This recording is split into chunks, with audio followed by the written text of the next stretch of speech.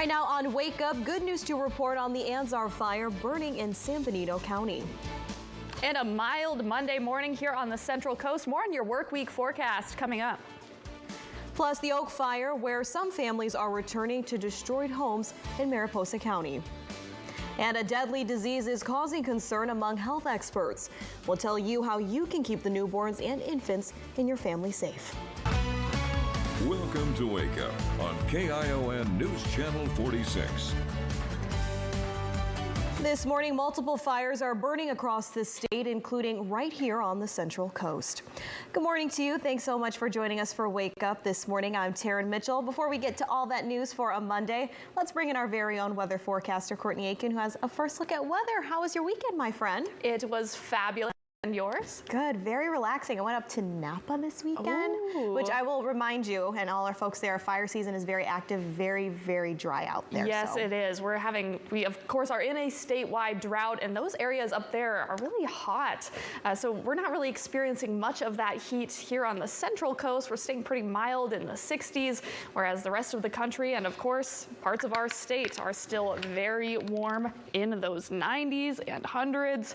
But right out there on Domenico's on the Wharf from our camera, you can see a very mild start to the morning, some fog out there in the distance. There is also some drizzle out there at the peninsula, enough to make the roads actually pretty wet in some spots. So just use caution on your commute this morning. Keep that in mind. You might want to build in a little bit extra time. Current temperatures in Monterey, 56 degrees with calm winds this morning. We're really not seeing any wind across the region, but let's talk a little bit more about your Monday. So we're starting off in the 50s, most spots, although some places a little bit chillier. The Pinnacle's up in the upper 40s this morning, and then Hernandez Valley in the 70s. So a bit of a spread as you get further inland, but for the most part, we are looking at all 50s. But as for that Monday forecast, foggy and drizzly all the way through about late morning. Then once we get into the afternoon, the coast will see partly cloudy conditions. Of course, those typical really cloudy spots will have more clouds, and then the typical sunny spots, Santa Cruz, you will have more sunshine. Then inland will be windy and warm-ish. The reason I say that is because we do have a sort of spread of highs for inland, everything from 70s to 90s, whereas at the coast we'll see mostly 60s. Taryn? Courtney, thank you so much. We do come on the air this morning with some breaking news to report. That's because almost 2,000 people are waking up without power in the Ben Lomond and Brookdale region. This is up near the Santa Cruz Mountains. Take a look at your screen there. According to PG&E, power is expected to be restored close to 8 a.m. this morning. Right now, we don't know the cause of that outage, although Santa Cruz County has been hit by a number of outages related to the company's Enhanced Power Safety Settings program. It's unknown if the program was triggered for this set of outages. So we do begin this morning with some good news in your fire watch. CAL FIRE crews in San Benito County have almost put an end to the Anzar fire. According to CAL FIRE, that fire is just about 80% contained after growing up to 104 acres. All remaining evacuation orders were lifted as of yesterday. And for those making the journey back home, CAL FIRE is asking you to just be aware of some of the ash pits, which could be smoldering in the aftermath of that fire. Be very cautious if you do live in the eucalyptus grove.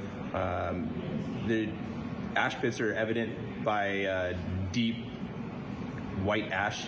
A way to kind of tell if you have hot ash pits, if you take a garden hose or a sprayer and you were to spray water in one of those ash pits, it's going to sizzle like a campfire would. PG&E, CAL FIRE, and some other crews will be on scene, and they're going to be there removing some trees that were badly burned in that fire. Right now, there's no word on when that fire can be fully contained. Meanwhile, the much more destructive Oak Fire continues to cause some problems for CAL FIRE crews in Mariposa County. Well, multiple resources are joining forces to help put out that blaze. Take a look at your screen there. Here are some of the damages so far reported. Just over 15,000 acres have burned with no containment at this time. 10 structures have been destroyed and more than 6,000 people have been evacuated. We are learning some of those structures damaged were actually homes. Gabe Salazar reports and spoke with a family whose home is at a complete loss. Many of these families discovered the fate of their homes by looking at pictures and videos circulating around social media, including the Wards. This was a home that they were supposed to spend the rest of their lives in as newlyweds, now in shambles. I see a home, and it's an inferno, and then an explosion goes off. The Ward's home gutted in a matter of minutes. And then she's looking over my shoulder, and you know, this home that we had just gotten married at 2 weeks ago, it explodes, you know, and you're looking at it on a mobile phone. Steve and Andrea Ward walking hand in hand at the place they had their first date, waiting to return to what's left of their home, unsure of what's next as they have no insurance to rebuild. They say insurance companies are either dropping policies or hiking insurance rates up for those who live in high fire risk areas like Mariposa. You know, because some of these families have been up here for generations. These are generational homes. We follow the Wards as they make the way up to their home for the first time since flames tore through it. My log furniture stuff, you know, it's just stuff is the thing. It's just stuff, but it's still amazing to see what survives and what doesn't. What was once an 1,100 square foot home overlooking the beautiful Mariposa Canyon below, now barely recognizable. It's just amazing that trunk is still right there too. I mean, it's just, this is amazing. Appearing almost unscathed from the debris is a windmill that meant a lot to the couple. I feel gratitude. Oh, amazing. The one thing out of all this that survives is the one message that we carried into our marriage and our love, which is shifting winds and making the best of what can come. And the one thing that almost makes it out unscathed is the windmill. The Wards are committed to rebuilding their home after it is safe to do so. It's been a wild journey. Sure you want to be married to me? Positive. Life seems to be crazy. The adventure is real. And as they think about rebuilding from the rubble, the Wards hoping that the winds of change can help them find their true direction. Some Central Coast fire crews are also joining in that firefight. That includes CAL FIRE BEU, CAL FIRE CZU, and Hollister Fire. Let's go ahead and shift gears this morning and take a live look out the door at Mount Tor just a little bit after 5:05. You're heading out the doors this morning, not feeling too bad, and if you're sleepy, maybe not the best look right there. I know it's making me tired. I'll check in with Courtney. Good morning. Good morning. Yeah, Mother Nature looks to have turned the lights off right there. We're not seeing the ground from the top of Mount Toro because that marine layer is sitting in place very deep this morning, so you are likely to see some fog, and for places like Monterey, even Watsonville, you'll likely see some drizzle, even enough to make those roads a bit wet at times. But what we're seeing here are these wind speeds, and we're not seeing a whole lot in terms of wind speed, but I did want to talk about them because we've been talking a whole lot about fires. So wind this time of year plays a huge part in how much fire danger and when we're going to see it. So of course, wind speed's pretty quiet this morning, and additionally those winds are coming from the northwest, so those are onshore winds, and we do like to see that. We prefer that when we do have fire danger. Here we can see this large plume of smoke from that fire to the east of us, and as we go into Tuesday, it moves around a little bit. Of course, that is because of the wind, but thanks to our onshore winds locally, that is keeping this smoke very far from us. We'll continue to see good air quality in our region, but it is worth mentioning that the Bay Area, so places like San Francisco and Oakland, could see a little bit of haze in the next day or so. Not quite enough to really compromise that air quality or make for any unhealthy conditions necessarily, but you definitely could see a little bit of haze up in the Bay in the next couple of days.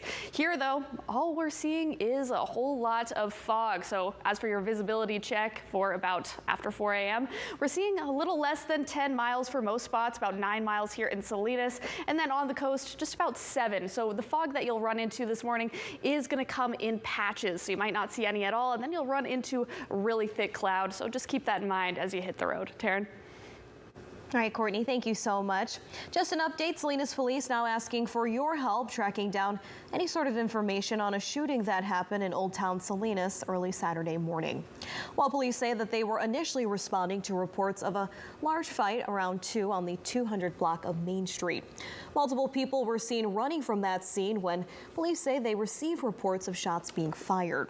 Investigators later found out that a 23-year-old man showed up at a local hospital with a gunshot wound.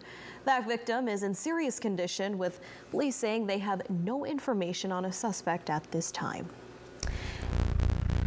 And the CDC is alerting doctors and county health offices about a virus that can cause a life-threatening disease in infants and babies. It's called parechovirus. It does cause some sort of cold-like symptoms, but infants under 3 months may have serious and potentially fatal infections. That alert comes as doctors in multiple states are reporting cases in babies. Look like the child has what we call sepsis, which is a very severe infection, and it can also be associated with meningitis, which is basically an inflammation of the lining that surrounds the brain. As with other viruses, doctors say just make sure you're washing your hands and even limit the number of visitors for your newborns. In our next half hour, we'll hear from a family dealing with the loss of their newborn to this devastating disease.